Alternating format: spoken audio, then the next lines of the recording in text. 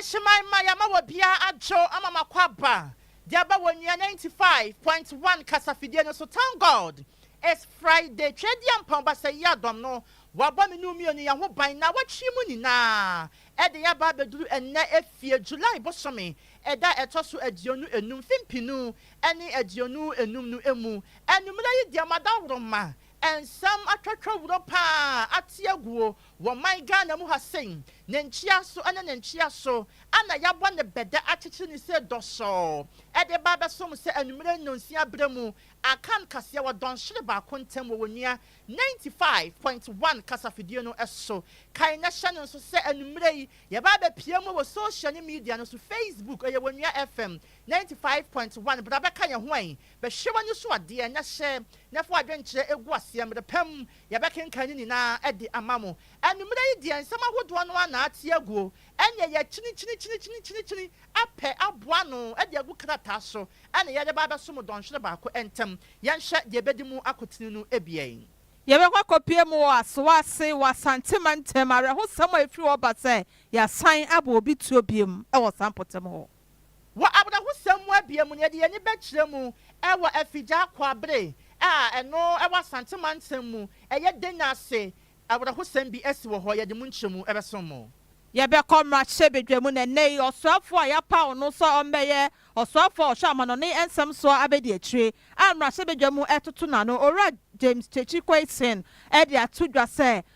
ma chebedwa no enya ne ntentem so na bi obi ada wo wanim se wo pa se betimi ama Ghana fo a wo ya ade hye wa aman ahodro so no obetimi aba oman Ghana mu so wo beboa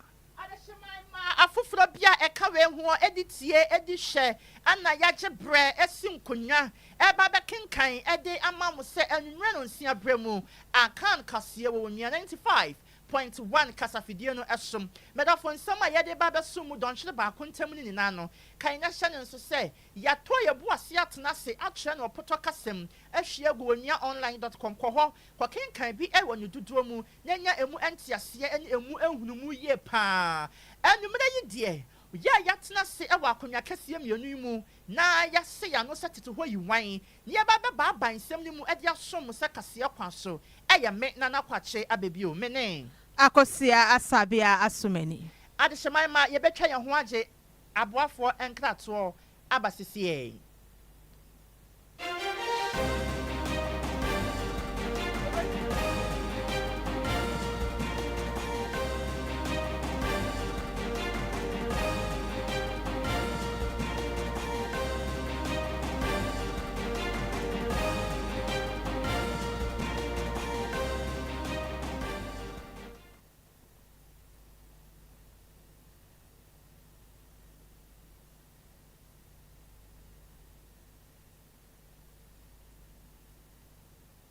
adehyeman ma ye da se samoje bre na ye twa ye ho eba ye na ye hye ye kase na se ne ye kai mo se ye da mu live Facebook eno sobra na beka ye ho na nsama hodo yi nina no wonsu enya ebi hye na nya ebi etie ebiem nso hye na afoforo enya bi enso entie na wo nso enya nsempa bi nina entie adehyeman ma na ye hye ye nsam no asede a akọ fa ye tu ewa abda hosam asi ewa asantemantam mu ewen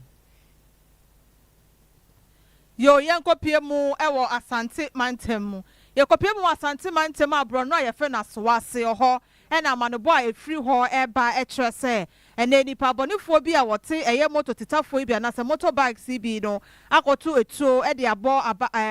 abrantewa bi a me ne wo kasai wato nananom ewo ense do na wenye ni edi kan kra enche bia July bosemene da no aduonu mienu ene beto odwa se sa asowase hona ohini bi a ohwa a omose oyekusase chief no ono so ayefre no Abdul Malik Azembi ono so yeboni tu amene okasai oto nananom ewo nsiedo July bosemeda etoso aduonu mienu no na chese ohwubo bi apagya ne ho so ewo asowase mantem ho a timamufu ewo ho no dodo na esro se wonte ase se na wotwe ba akontem no nipa mienu yebetimi eku omo ewo sa impotem ho awanebo no atwemu a wona woku abrante ya ne nayimi ne eka wo ho asemi de na wote motorbike so a ni wote ane se dimaya na kyerɛ sɛ aberante etuo yi aka no na ɛnam so ɛma wokɔpie mu ɛwɔ asante mantam a apolisifoɔ ɛwɔ hɔ de nkrataa aba sɛ sesei no nam nea asi ne nti no wɔde apolisifoɔ ne asogyafoɔ nyinaa ɛna akɔgu mantam hɔ a wɔbɔ wɔn ho ban sɛ wɔntumi saa nkɔfoɔ no ntumi ɛmɛyɛ nyamransɛm no biem ɛwɔ hɔ ebiem no nso baabi aberante yɛbɔ ne tuo no yɛde biribi atwa hɔ anasɛ yɛtwa ho ban a polisifoɔ kyerɛ sɛ hɔ yɛ crime scene a yɛma obiara no ntumi nkɔ hɔ apolisifoɔ de nsɛm bi akɔto temamufoɔ sɛ wɔnya abotɔyɛ mu sɛ wɔhwehwɛ onipa ko obɛdi saa nyamransɛm no na apolisifoɔ no ɛne no adi ebiem nso wɔde adesrɛdeɛ de ama mmabunu no a ɛwɔ mantam hɔ mekyerɛ asɛwɔ ase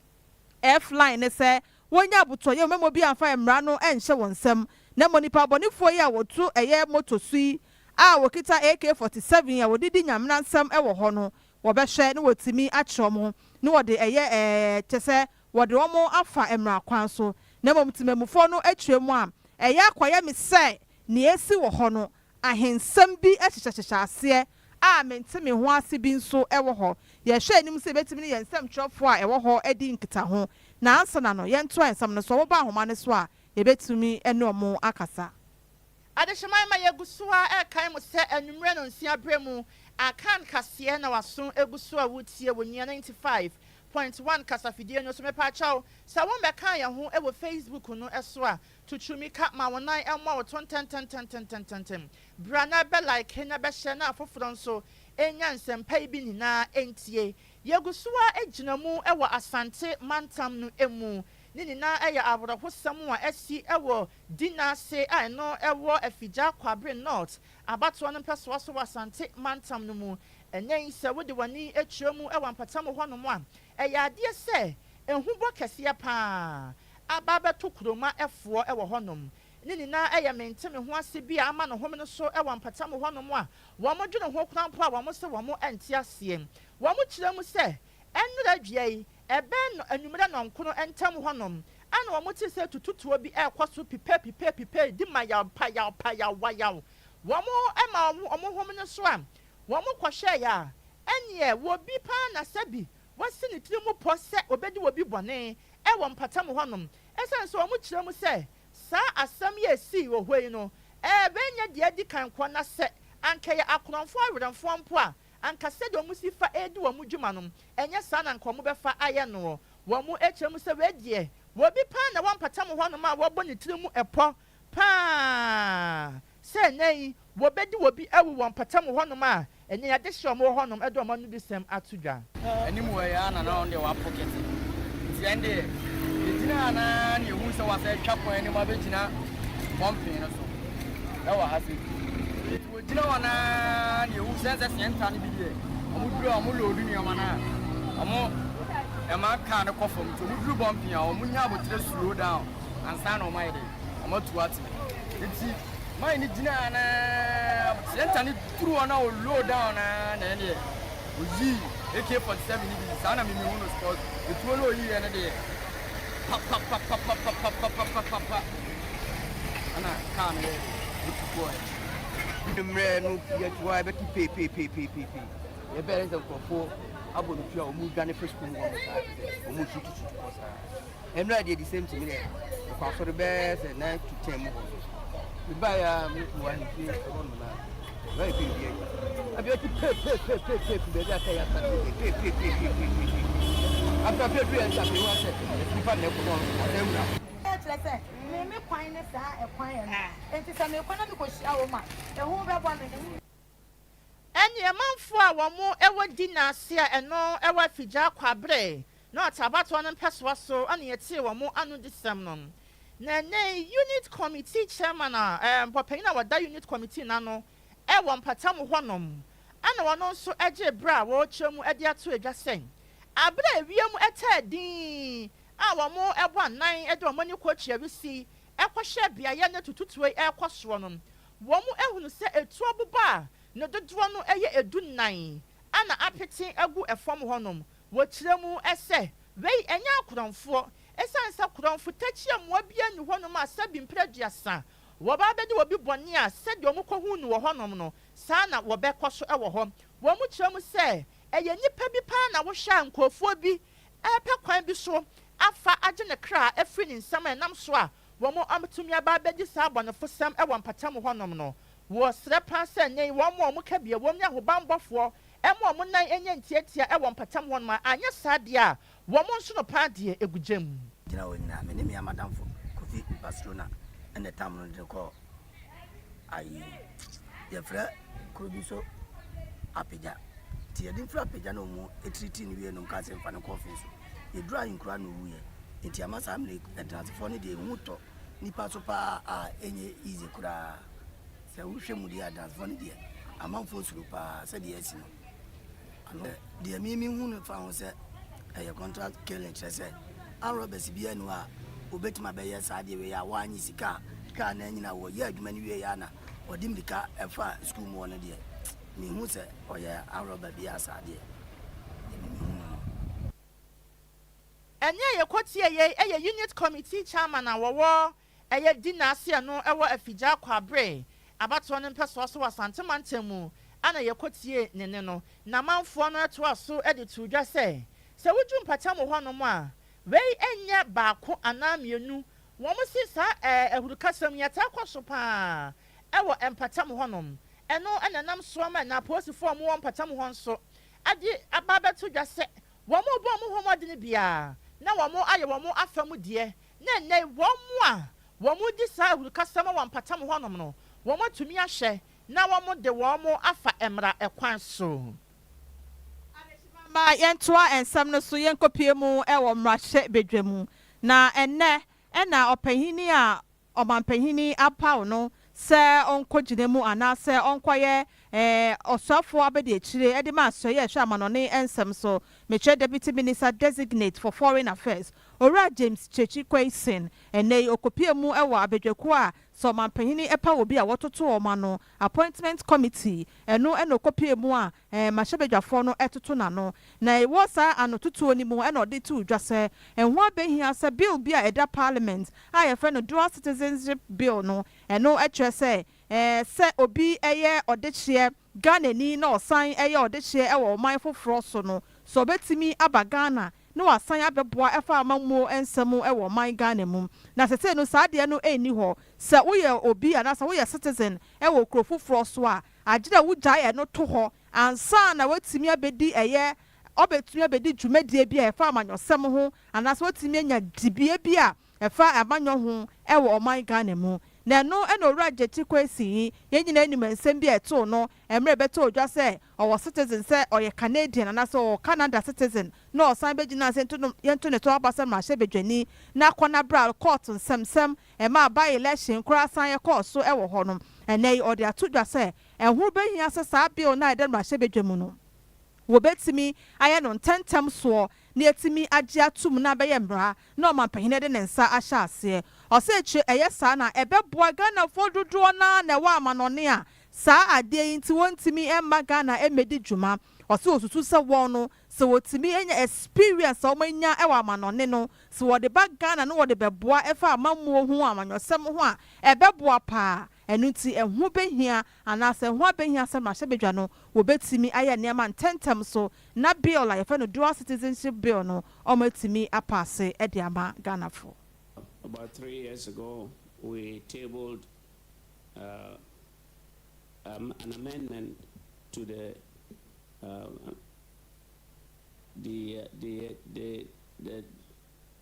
not the visa applications, but we did table, if I recall, refresh my memory, that dual citizenship amendment bill. This is something that we have to take very important as a nation, because we look at our GDP and remittances from the diaspora alone is one of the major contributors, along with our gold and our cocoa. Those are the three leading income GDP for the nation. And to just look at that and not tap into the wealth, the knowledge, the experience, and add it to what we already have home, we'll be doing ourselves disservice. A lot of nations have recognized that. Even UK does that. But here we are, and I'm sure all of you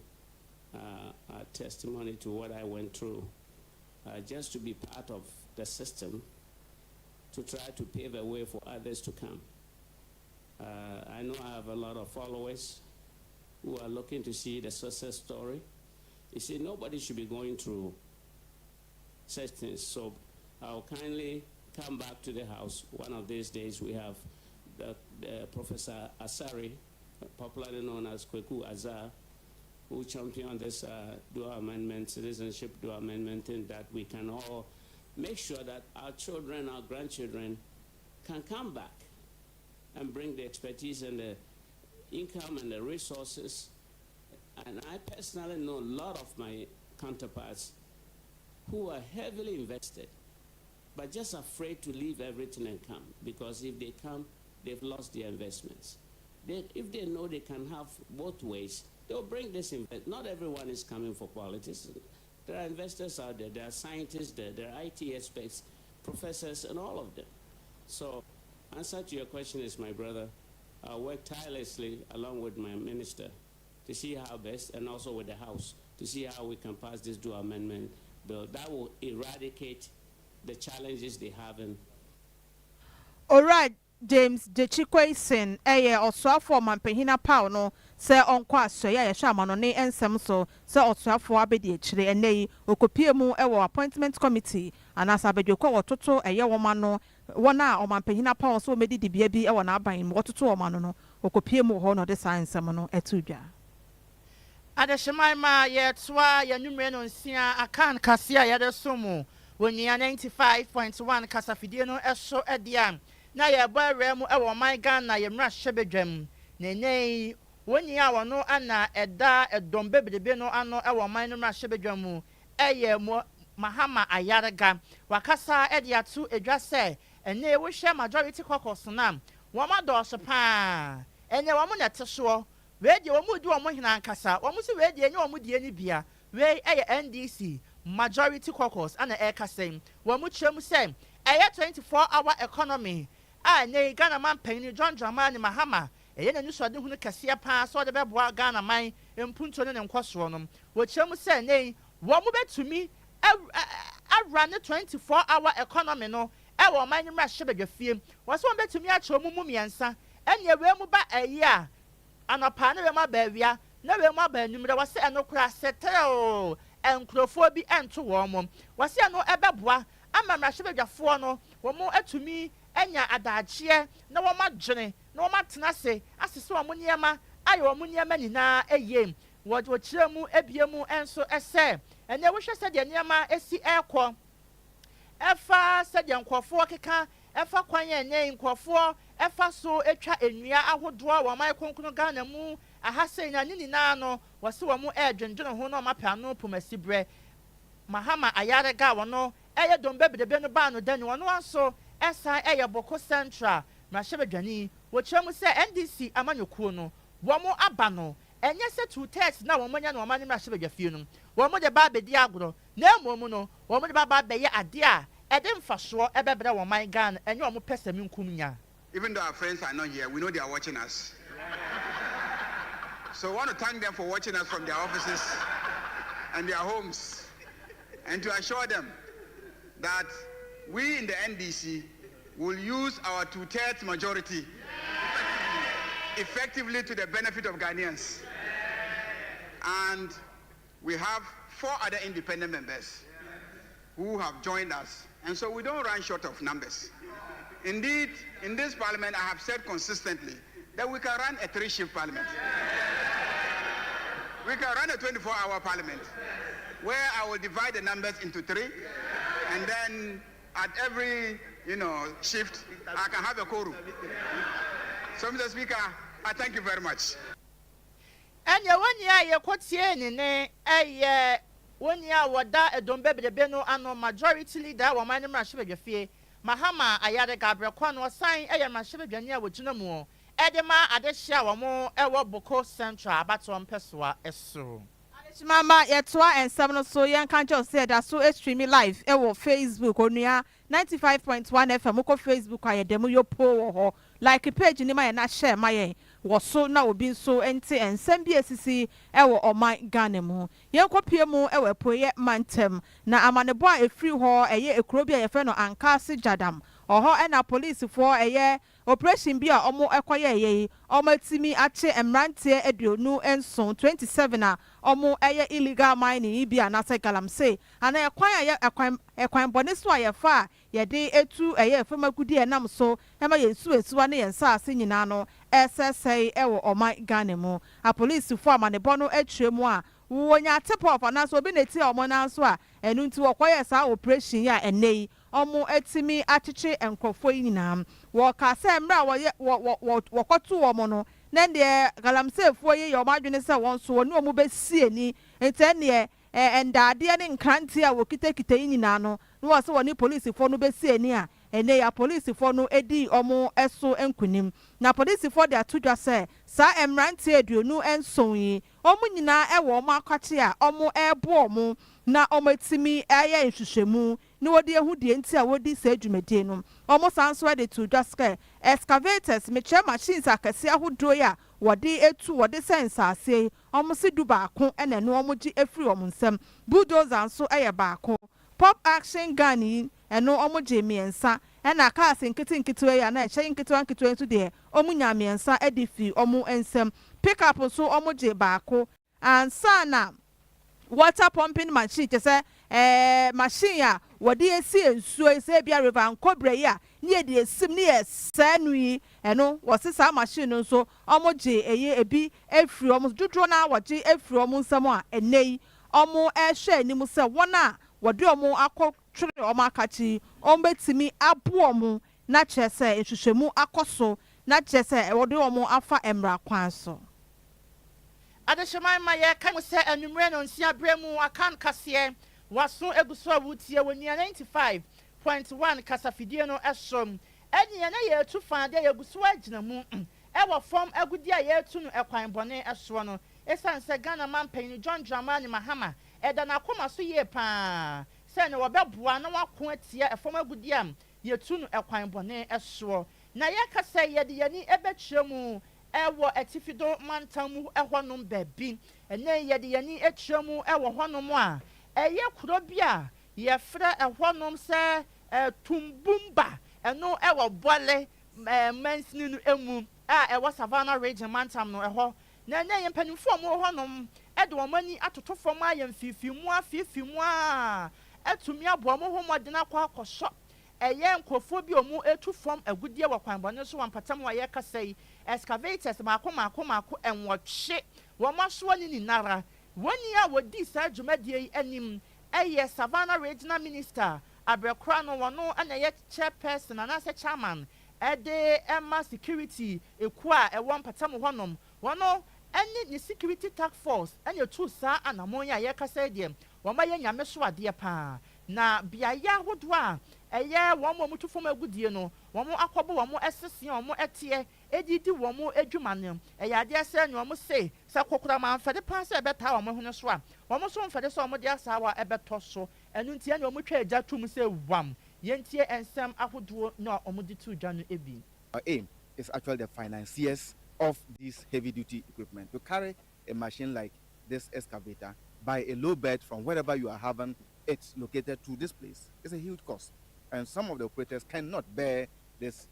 cost. Of course, there are big wigs somewhere, and our task is to identify not just the operators, but the big wigs who are financing and supporting this activity. And when they are actually identified, be sure that we'll take the appropriate due steps to punish them. Stream is a main source. Sometimes, because of the nature of our environment, the stream dries out at some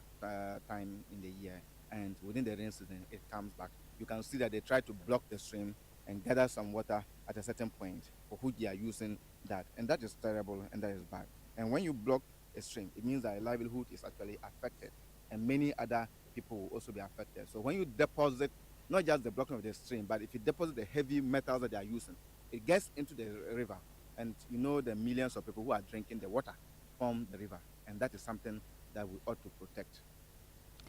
small scale miners Ghana National Association of Small Scale Miners wɔwɔ Amansie South Mensin ni mo ɛwɔ Asante Mantem na ɛkasa wɔsi o so mampanyini John Dramani Mahama ni refie ne wɔ kae no paa sɛ ɛyɛ afi etwa mu afi mpinim ne aduonu nan abatoɔ no emra na ɔyɛ campaign no ɔbɔ mo bɔ paa sɛ small scale miners for deɛ ɔba ɔbɛbɔ mo ho ban na kyɛ sɛ ɔmo adwuma na ɔmo yɛ no etimi akɔso nanso ɛnɛ association ne kyerɛ mu a ɛyɛ task force bi a yɛ atetetete wobɛhu ne yɛtiatia wɔ fa ahodie so wɔ excavators wɔ machines ahodoɔ wɔde yɛ adwuma yi na kyɛ sɛ yɛde gye ɛde afiri wɔn nsam na aka ɔmo mpo deɛ ɔmo nim sɛ ɔmo no ɔmo wɔ nkrataa yɛ forestry commission ahyɛ wɔ sɛ wɔbɛtumi atu ɛfɔm agodie bi a yɛhwehwɛ atwa nsase ɛde ama ɔmo enti sɛ deɛ apolisifoɔ anasɛ task force yi ɛni ɔmo ɛdi ɛne ɔmo otwe ɔmo mpanyin adwene deɛ ɛsi so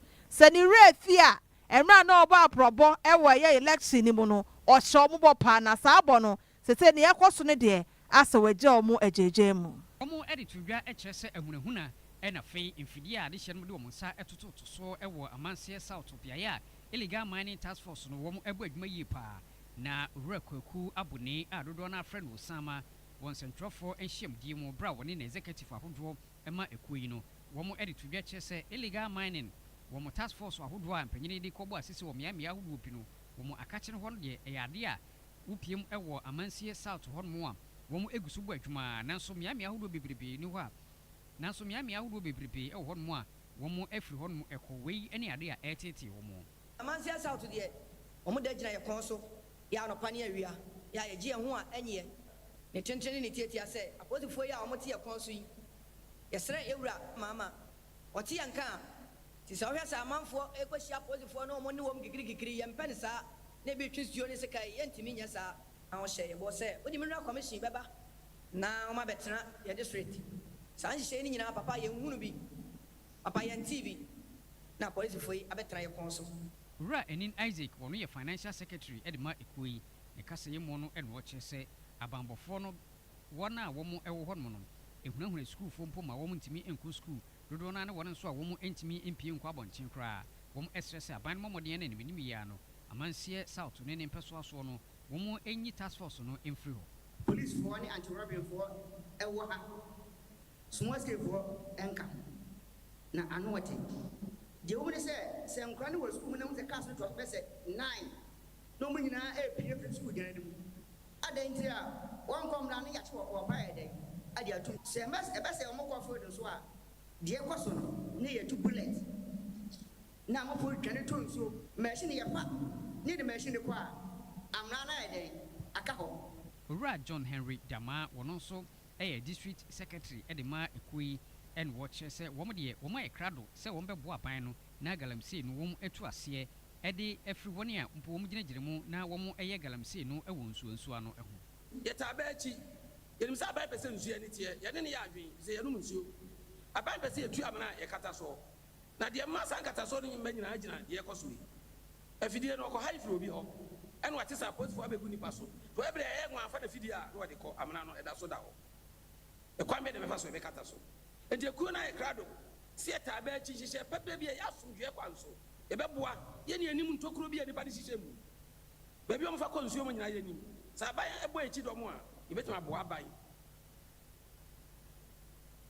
Adeshaman ma ye kan mo se anumre no nsia bremu akan kaseɛ na wasugu so a wotie wonua 95.1 kasafidie no so adaro ma ye damu live Facebook brabeka ye ho membra meka wona se Facebook fo no mo nya de kora na me se mecha mo tofe no mo ma ho mo mra we ye thank God this Friday boja ye brabeka ye ho na so nya tofe lollipop ni bi edie na share ma afoforo nso enya bi enhwe entie fo adwenkyerɛ ne gu ase ho hia yɛn na mre pamu no yɛn kenkan ni na emfa emma mom ye gusuwa egyina mu ɛwɔ fam agudie ɛho nsam ɛho ye kasɛyi aban da babetu edwa sɛ enipa wɔn ɛdodo yɛ 55 a wɔn nyinaa ɛyɛ small scale mining adwumayɛfoɔ yi bi wɔn license no ɛyɛ adeɛ sɛ wɔn de wɔn nsa ato so animu yɛ ɛyɛ mu nhyehyɛmu abra na wɔsoafo a wɔhwɛ ɔbɔ adeɛ bɔbere mu ne nsase so Emmanuel Amakofibu a ɛna no de sɛm ɛto edwa ɛwɔ government accountability series dwumadie no ase ana ɔde sankyerɛmu wei nyinaa ɛbaa yɛ a wɔrekyerɛ mu ɛsɛm enipa wo mo dodoɔ no ɛyɛ 907 anene wo mo ɛyɛ wo mo hwehwɛ mu na wɔse wo mo a wo mo ɛyɛ small scale mining no wo mo ɛyɛ bie no anasa small scale miners a mo dodoɔ ɛyɛ 1278 no emu 907 anene wo mo agye wo mo licenses ni na scrutinize no ebudabuda mu ahwɛ sɛ bibia ɛda yie ansa korampo anas wɔn bɛmo wɔn ho kwan ama wɔn abɔ adwuma a wɔn ayɛ adwuma yɛntie nsɛm a wɔsoafo yi ɛde tu dwa no ebi. In the fight against Galamsey, it must be noted that 55 small-scale mining licenses issued during the transitional period were revoked at the beginning of the year. Additionally, 907 out of 1,278 licenses, and these are small-scale mining licenses, are now under review for possible revocation due to irregularities identified by the Small-Scale Mining Review Committee. A similar exercise is currently ongoing to review large-scale mining licenses to ensure compliance. These measures are all aimed at sanitizing the mining sector to ensure transparency and sustainable operations. 425 excavators and other machinery have been seized. We have also made 1,345 arrests nationwide since we started, and prosecutions are steadily progressing. I believe that the Attorney General will speak to these prosecutions and give us an update when he takes his stand. 177 excavators have been seized under the Forestry Commission. So far, 1,200 excavators have been impounded pending validations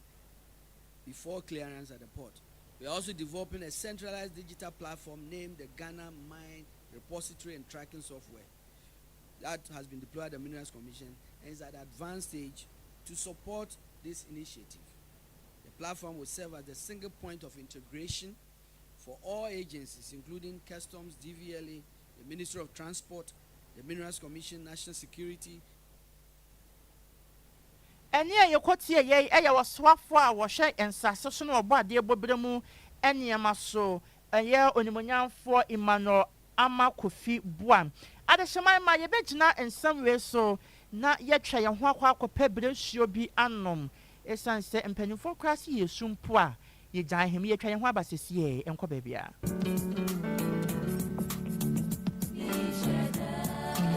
Wenomato, what's a pio? Why a shiana? Yentam koya mojamu hwehwemu na ebetumi ya malaria na say malaria nsudia mempopo tekra. Yentam kope Global Herbal Mixture na betu na se one time Global Herbal Mixture malaria dota tahwepa. Se wonu medroi enanson na se wo ho antowo a ko na ko hu doctor. Hyene nso se wo be ya mojamu hwehwemu se wo malaria ansa na wanum Global Herbal Mixture. Se ope droi biato go drugstore and licensed chemical store be a bear war na obenya biato se wonya nchechemu e konkanya frɛ 0245 777752 and 0502 006714 droi enya ma pemfo abata ye wo manofo ene nkoda won ni mfie dumie no Global Herbal Mixture na waje so one time quick FDA agidwede nkato ya to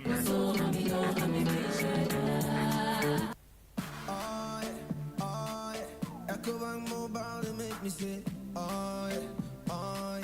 EcoBank Mobile to make me crazy. Download it, then use it. It gon' make your life so easy, yeah. Oh yeah. Download it, you gon' enjoy it. In my check, private check. In my private check. Come make a download them for you. Cause you can pay bills, you can buy credit. You can pay school fees, even just tights with the Apple. EcoBank Apple.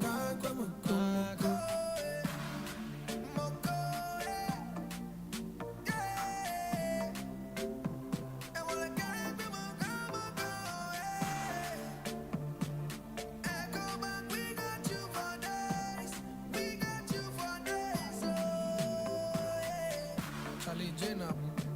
Life is easy with the EcoBank mobile app. You can pay your bills, transfer to and from mobile wallet, virtual card creation, transfer to other banks, express account opening, scan and pay, express cash, all at your fingertips with the EcoBank mobile app. You know, it's 5-star life with EcoBank. Can promise. ago na man bidin some defi ko a adwumakuo nkyɛn ɛma mo yɛde koa mixture baaye moji to mu kama afei yɛde foforo aba koa plus mixture ɛna koa empty mixture koa mixture ɛboa ama onipadua nya hoɔden no na koa plus mixture nso ɛboa wo immune system fa koa mixture ɛne koa plus mixture fa boa wapɔmuden afei nso yɛde malaria dro tatahwe abedwa so ne din de koa empty mixture Koa mixture, Koa plus mixture, any Koa empty mixture, and ye map him for a Maumuma Colano and in Kola, Umundi in Fie Duminu. She say, why a test? I chess or malaria more to be a woman, and son a wafa Koa empty mixture, Ope do tour. For Koa, you may kuno a war 0244 726611 and 059 165 5778. FDA, IG, a bidding cratui at all. Maya sign Mama Ababio Mefambra Onua 95.1 FM ye no sia breakfast bo and our so good so awutie yeda so e wo Facebook ne so kwa obehu ye e wo ho obetimi de watwen tren so ato ho pia sha ne so na obi so enhwe bi na wonte ensem bi a ekoso e wo man Ghana mu ye nkopie mu e wo ahafo ano south mensin mu na oho na beto dwa se timemufo a wo achease impasa so menshia adiembra ene esuoko wode atu edwa se esa ne sa chenso operators omu dwumedi a omu edi ubehu anomawura kwai betro mu na omatwetwa ndua hodro no edi egu fom no ha omu pa enu ntino wode atu mpemfo animu se wonfa wonan si fom na wonhye wom se wona woni enkrata wotimi etimi twetwa ndua hodro wo kwai hodro mu egu fom no woma womu enjai ade yomu de tudwa se galamse foi science ase na chenso foi nso eno ane se wokomu a ene ndua ne wotwetwa ya ne wode kwa aman hodro so ekoto no eno so emboa wo na wonkofo bia womo kuro yi mu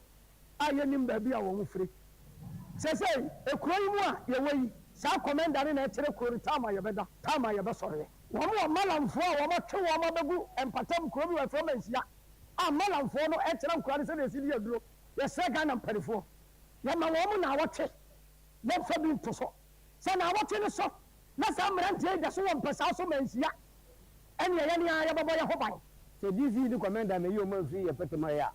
ye ma no mutumi nkonfo ye gwa ye tumi nye bibia ye so kwa na ye da no so wo be ta pe ina ekom ene ku ye nfo ni se ye na muti ase tete no sanse mu yi bi da na sa fi we se de esi wo mada ntemfo no mo hwe ho na man tuti ye sra ban se na ne kine ya ohwe nyi nkofo ni fi ku ma ne ye wonto ye DC obi agwaro ma tutu nyina ye da wa no mututu nti aboye pa se ye sra ba se omra no mo so no mo ye pam nkofo no ma enumre no nsia premu akan kase yegusu a ede esum wonya 95.1 kasafie no so adehyeman makai na hye no so se ye damu live Facebook brabe ka ye ho se wonya ma ya ma na mo topa esansan sama hodo na de bi etwagu e wo man konkunu Ghana mu hase ya wonua soso yenya adagye ekurunche ade agu krata so ede esomo na ye to ya ma no bono eso ede a ye de ye ni ekyeremu e wasue ya enei wo mo ehwe amanone ho nsam so ye Ministry of Foreign Affairs wo mo akachim opanyina wono ene da no na so soafo a woda ano eye sam ye wokujeto ablakwa ana wode ato mahebedwafo anim esem Ghana fo amododo no ebe yese 400 ana ene wo monya koyo mo ya nkofo bi a ye from kidnappers ene kill net fo wo mabu wo mo awiawia wo mo do makwa akosie baabi ne nkasa yam ana wode tu edwabiam sem ade ese aban no ebo ne ho modene pa wone nkofo amanso mpanimfo ahodo ka bom na mo de hyehyɛ ya ahodo agu akwan mu sɛ ne be ye nei Ghana de hye a wo mo ho akwaka won nkofo amanso wo mo ayabu wo mo no so no wo mo atumi apɛ bibi ayɛ ade ama wo mo wo kyerɛ mu ɛsɛ ɛno no akwakoyɛ bibia wo ho ne sansɛm ɛyɛ me akoyɛ sɛ nkofo pi etu kwan a wo mo emfa the right way and also the right procedure na mom connection man some aye wo mo dem eno na ya na ekofa sa wa ha we ni na e de ba wo srepa se name Commission for Civic Education for ebehwe no mo de entete ye ni adusuade akọ e de ma Ghana fo ani na se ne be ye ne wo bi pese wo tu kwan kra konkofo amanso a wonkofo kuntu na se na mbom wo be fa kwantene ne eso Either you are going online or you are proceeding to the embassy following the processes that they have outlined, depending on the country in issue.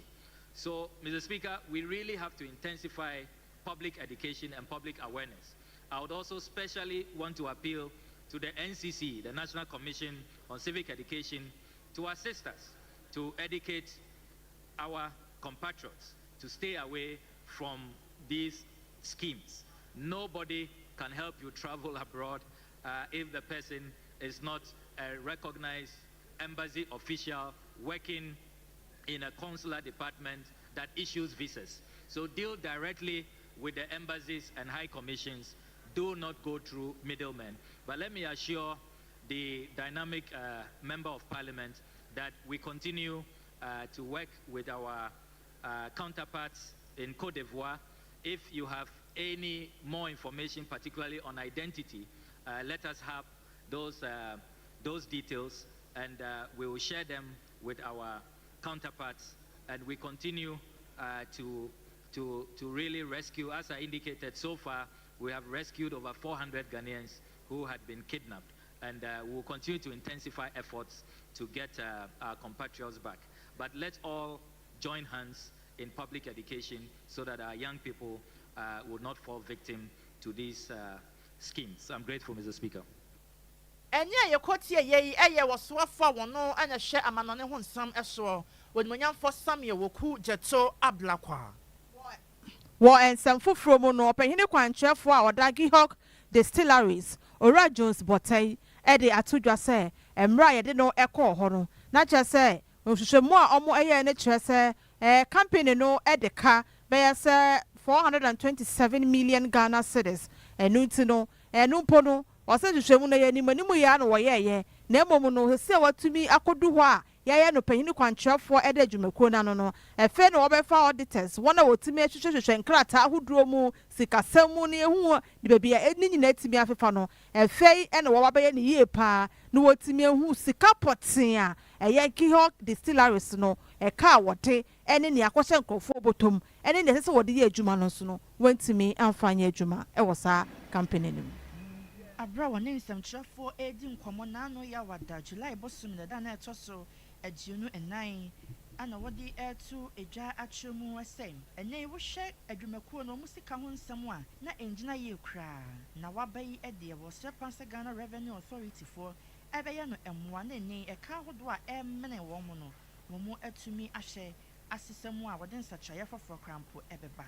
otoa so editudwa ebiom sei enye wo hye adwumakuo no infrastructure ehun sem ewo ho no mu anu so aye bibia wo ho na emwa ema production entumi enkoso eyem wotoa so ebiom ese enche krampo no empanimfo de hyehyɛ yahodo egu akom sɛde be ya Gihok ombetumi ebiebi ewo framantam no emu. I think that Gihok must rise. Yes, I acknowledge the contributions of the past, but we are not trapped at all by the nostalgia of what happened in the past. Our legacy is only our launch pad, and it's not our ceiling. And here I want to be very frank. Gihok is facing its own challenges, just like any state-owned enterprises. But these challenges are not insurmountable. Our machines, they need to be modernized. Ora apela etwa so ebiom say eye nanyo so ade hunu pa no nentam kese so obehwe ama na Gihok said ye beya credibility ebetumi aye adwuma ewo adwuma nimu no ebetumi asanfa no ntoma pa efra ebiem na ebiem krampo no wo mo aye nsatwaya hodo bi na mo ede new policies bi aba eno wo mo behwe se ne wo mo a wo mo ebeto enema wo mo nche no wo mo san ebetumi ede ntoa no asan aba ebiem a eno ebeboa pa ama ekaya no wo mo bo esa de kranto afoforo no nyina eto etwa eye panyini kwankyerefo a oda Gihok distilleries ano ono na wote se ode ensem bi etidwa adehyeman ma anumre no nsia bremu akan kase waso egusu wutie wonia 95.1 kasafidie no so me pacho be bia wo bia kai na hye no nso ya bwa demu ankasa nkasa e wo Facebook no eso e wo nua FM 95.1 bra be kan ye ho be hye wani so ade afi fa wadwenche e begu ase hye na afoforo nya sempai bi ni na entie we enye omo kase ni bia we e ye wo nua kase special de konko a ana ye de esom e ye say doso say bam kase no ye to so adiam yamfa yani enchemu e wo north east mantam no emu na akuafo a womo edo watermelon ana ne womo kokwa paya womo tempentin kwatwa adwadwo ede na aba womo ekiremu se eye watermelon factory enya abandada echam wo kwafa one district one factory dwumadie ba yenom womo mpatam honom no womo nsa eka womo echefa na nso se ye kasa de ware watermelon factory nom aye bibia wo ho aye boachi bidin akan wura mo ama emfu ni nkura ana enya omudi mu afurusa na edi mu atrenchie ama nkotira so ne nane na mu ewo egum eno na akuafo yi se womudi hu ya pa esansa abram panimfo edi sa timupoi eba ye se no mba ba besi wale watermelon factory di ama wo mo no emma de odi sika dosopuo ebe wuda ni kua yom no edi wura ye emma do kwakwo besia do kwakwo ji asase tam kese ado watermelon no ewo ni duduo mu no wono nso ekwaje yesanse ni wo munim se de tie bia na factory chenchenche kakadakan eba mpatam hoi de ebe boa mo musika sam edwadie ho nsam atumi agina brane na nso nya de pa na asi wosache jamasa ma tumpan edi ahurusia wa wale abonten so ene factory ebe sinna enya adwuma wo mu kirem sem empanimfo ebie factory ya no eye na no bronya bosumi ye twa mu ye ana empanimfo ebetwa ahomam se ta ebie factory ya no na omo hye ani mu asem empanimfo ebia no yi de ne dwumadie eba ba hyehyɛ so nanso ye kasa die edwa omo edo watermelon na so omo ye watermelon kua no ewo honom nom kirem se e ka de omo abobio Wama bobi papa yentien sama ekuafo ni bi edi tudwa. Going on well because the price and then how we do to farm it at the end the money you use to farm maybe sometimes you get loss even the profit crowd will not be enough because you farm it will grow well do well but how to get buyers to come and do what I mean buy it is a problem. Sometimes it will lie down like this and I having to see the way some of them are just lying down. That's spoiled like that because of we are not getting customers to come and do what I mean buy it. So sometimes due to that will get lost out of it.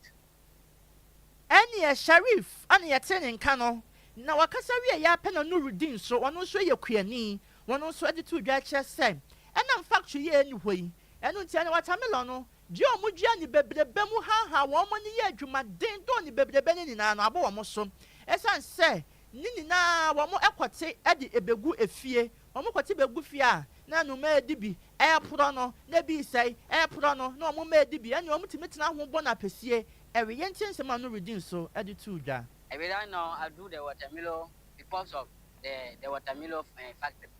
but the watermelon factory no work if no work every right now it be confused everybody on one pro side it be confused you know see anybody say you want watermelon because of I see the long time, the time you say you will do the company, the watermelon factory. So you do the watermelon factory. But this year, I don't see anybody. Or if the watermelon factory, you say you know if you buy that. If you go there, you know if see anybody. You ask them say, oh, I want watermelon. No, you know if you see. But every right now, if you confused, but I not see. I not happy. And you no redeem so. And you know she what kind of beautiful. Ede aguho ede amamono na wo wieye ana Aisha wono nso eyedwadini e wo honom na wo chiremu esen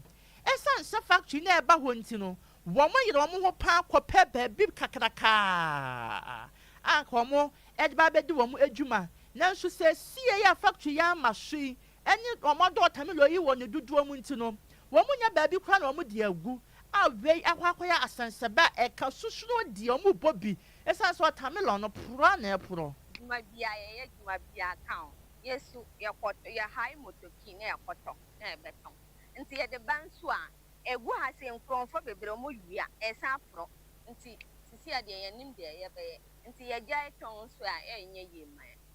nti onhu bebre kura po kura wa nti ye se aban on be boy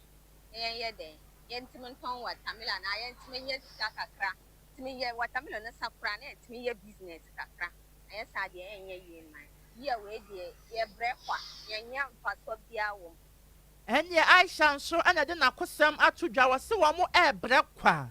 Na ye kasai ede. Eye kuani ba kwa ono nso ewo mpatam honom. Wono nso de nsem bi atodwa ye ntie bi mra. I want to say old 3 acres. What do I 3 bia why ka ya dole ka dole say 2 million. Now the what will conco no 5 million and 5.5. Now the 3 acres. But let's say wom ana spray ani na wom ani condemn bibia wom.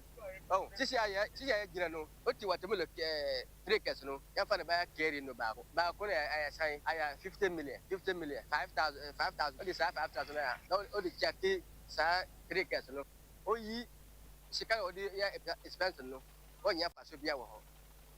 Na wasansam ya emu ana Minister for Trade, Agribusiness and Industry Elizabeth Ofosu Ajare wode kwatu dwa ewa mrahwe dwafie se eye sa watermelon factory enya de se eduru pempenso e wose eye adwuma ne nkyeremu ene se e wose wo musasi factory fofora enye watermelon yi fa mfidie mu a chinchum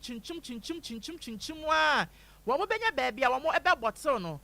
wo mo de begu bottle mu se de be ye nye me ameti hen kaminyade a kyerede kyiri bi pa mabo agumebo enu nti ana ema wo mo entumi enhye hwadwumade na se no mo hye anyumu ase bibia ebekɔye ɛde ama wo mo ako Adechima Akosua etie no nsia breka se ba wo nua 95.1 kasa fidie so yento ansam ne so pehini kwantwefo a oda driver and vehicle licensing authority DVLA no Ora Julius ni Kote e de atodwa se eye ehye ahodro na atete apansam na ayemra da so enam ekwan so no enche kra wo de gyehede bi egu akwemu a saa ehye ahodro ni nyina no yebeyi e de fi akwan so e wo man Ghana mu pehini kwantwefo a oda Driver and Vehicle Licensing Authority ano DVLA Ora ni Kote e de atodwa se emra ye fa no se eye panyini kwantwefo no na eye dodo na wo license no wontimi emprinte emo ho a na ne fe no backlog no e de oso bebre e wo ho nanso o de to dwa se esa ne 24-hour economy services a abaninti no se no o matimi aprinte license dodo na e de ama timemfo o se odama no so e de futuo ade ama timemfo se wona wo hwe animu se e be printe omo license e de ama omo nanso mo nimu se eye dodo na wo ho nti won koya se wo koje no Adeshibamba wonfa enchen we eye mra na okasa ede afa license a enam 24-hour economy ninti no omotimi aprint dodo na bebre na da ho no na wontimi print no omotimi ye ho adwuma nyina ewie panyini kwantwefo a oda Driver and Vehicle Licensing Authority ano DVLA Ora ni Kote e de atodwa se emra ye fa no se eye panyini kwantwefo no na eye dodo na wo license no wontimi emprinte emo ho a na ne fe no backlog no e de oso bebre e wo ho nanso o de todwa se esa ne 24-hour economy services a abaninti no se no o matimi aprinte license dodo na e de ama timemfo o se odama no so e de futuo ade ama timemfo se wona wo hwe animu se e be printe omo license e de ama omo nanso mo nimu se eye dodo na wo ho nti won koya se wo koje no won ko ne won printe mo omo efise ye 24-hour services ninti no omo ye adwuma saa won tinda enam so ama license dodo na ya printe nti wona wonya wo license no won ko na won koje eye omo license 1.5 year backlog of license has not been printed. I'm so happy to announce today we have printed up to April 2025. So from 2024 January to April 2025, if you have it, you can go in for a license. Osan edit to just say wana wo ko akwaji omo license enwo hia se wo betu ya hwe eni ti se wo ko na adwuma yefo a e wo DVLA e ka kire wo se tua bibia entu ya hwe. There is no cost attached to that. Don't let anyone take any money from you. If the DVLA officers are demanding for money, please call our free center and make your complaint known to us. Because of the 24-hour economy I started, you know, that's what we used to print the license, you know. 394 contract staff. We are hoping, say, if you open more branches, no, the more become.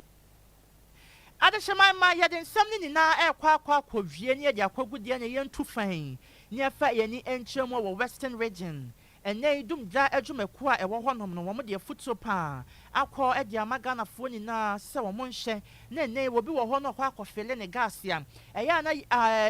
ahoma bia na so tube bia ya na ehya no no wo se yema ne nye hia sempa se bra no bia ne akọfele ya behwe na ya sesa no esan se wan sesa ne na se de bia wo bu wani eguso a ene na ye ekofa atorenchem ema jabrantam tonkofo japadie mu ese enyema pii no ano wo sre pa se wo hwe eye January ede ba besi July busumi yi emu a eya de se eja hyehye akoso no efa na eye cylinders ya eliki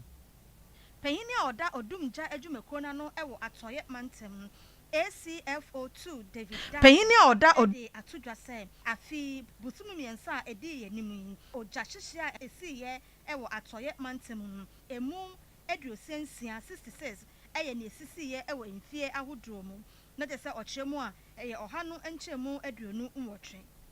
enam weso ema ode futuo de amatemamufo wo mpotem wo se ehu behia sesa wo kofele wo gasa rubber bia eda cylinder no ano no wo betimi asesa no mra no okyeremu a se wansesa eno ena ye ma ojamfama no epi abonten a edi oja hyehye no eba ode sansem we atudwa emra wode aseda sombi ehyehyɛ so efa afe no enkyeremu ni mu na ebiem no nso no osofo a owo adwuma ni me kire odumja adwuma kro no mu ewo atoye mantem no wo gya no kwan na wakɔ na wode foforo nso aba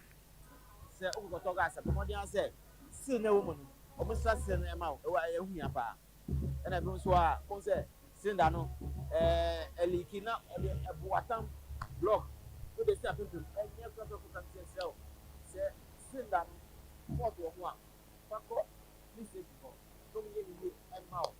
ACFO2 David Dako esanso eturutimemufo a ewo mpotem ho efo se ehu behia samra no bia no eya ententan a ewo edan mu wo betimi ebeyiyi na ebiem no nso no emo ahodo a wo fie mu nso no wo betimi spray wo mo so de ebeya emo ebewu okyeremu a won no waka ho bi na ye ma eja hyehye nso eba enfie ahodo mu se ye wo enfie na enkura ni interfere na de wo wa anu so nhwe se yebe pen group ni ye kuku wo nza se enkura no omuwi electrical wires no so you wires na positive negative no ekankan abomu a eja hye beba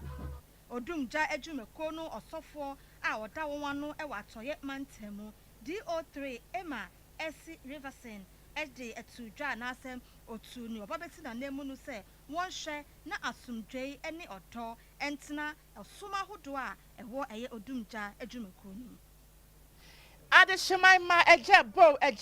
eja enya ababedru aha ana brebe makwan ama anumre no nsia bremu akankase ye sinkunya ede beso don hwere ba ko entam no yede ni na ebesie yeda yesamfo a wasansam ni mu ema ye William asiedu ase ye producer do kasankoma omudi na newsroom team ni na no ye do bia ase ye kai mu se wonua TV forum no eba so 30th July eye wukoda de yanim ye nte ya fa ho ebegimu bi na ebesua de ya ye bre esi nkonya ede kase ebeso mo no ye ntwen ye da bia ye refi Robert ana wotwa ye tu mu Steven wano aso na bechinchim afidie no boa yen ema ye tu mi de nsampa ni na ebeso mo na sister Akosua ha de TVET madam ukwada bra na behwe wani so ade wogina mo gidigidi wani abu womu na TVET madam ni TVET teacher na William Asiedu abo machi do na ya abrefo ene na ya wapare so atena adwam ama ye de TVET forum no e de asom enumrei ya je parenfo bekenkan sam no de ma modon hwede ba kontam eye me na Kwakye Ababio menen Akosua Asabea Asomaning ade shema ma ye sorry su na dwumede nkaye ni na eto so ya ma mu ni na mo enitia ade hye